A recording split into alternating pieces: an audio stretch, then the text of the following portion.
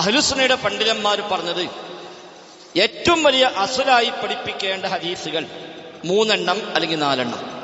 ഇസ്ലാം മുഴുവനും 3 ഹദീസുകളിൽ ഉൾക്കൊള്ളും എന്ന് ഇമാം അഹ്മദ് പറയുന്നു, ഇമാം ഷാഫി പറയുന്നു, സുഫ്യാൻ ഇബ്നു ഉയൈന പറയുന്നു.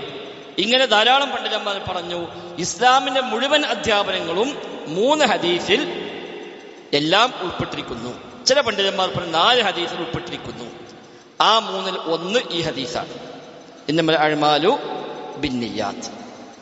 എല്ലാ ഇസ്ലാമിന്റെ തത്വങ്ങൾക്കും ഇതൊരു അടിസ്ഥാനമായി സ്വീകരിക്കാം.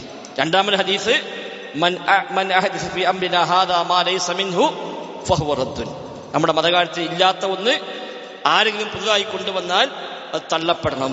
അത് രണ്ടാമത്തെ ഹദീസ്. മൂന്നാമത്തെ ഹദീസ് അൽ ഹലാലു ബയ്യിനുൻ വൽ ഹറാമു ബയ്യിനുൻ വബൈനഹുമാ ഉമൂറു മുസ്തബിഹാത്ത്. ഹലാൽ വ്യക്തമാണ്, ഹറാം വ്യക്തമാണ്, അതിനിടയിൽ ആശയക്കുഴപ്പമുള്ള കുറെ കാര്യങ്ങളുണ്ട്, അധികം ആൾക്കും അറിയുകയില്ല. അത്തരം കാര്യങ്ങൾ കൂടി ഒഴിവാക്കിയാൽ അവന് ഹറാമിൽ ചെന്ന് ചാടാതെ രക്ഷപ്പെടാൻ കഴിയും എന്ന ഹദീസ്.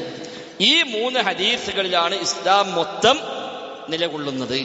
അതിൽ ഒന്നാണ് ഈ ഹദീസ്. രണ്ടാമത് മൻ അഹദസ ഫീ അംരിനാ ഹാദാ മാ ലൈസ മിൻഹു. നമ്മുടെ മതകാര്യത്തിൽ ഇല്ലാത്ത ഒന്ന് ആരെങ്കിലും പുതുതായി കൊണ്ടുവന്നാൽ തള്ളപ്പെടണം. 3 ഹലാൽ വ്യക്തമാണ്, ഹറാം വ്യക്തമാണ് എന്ന ഹദീസ്.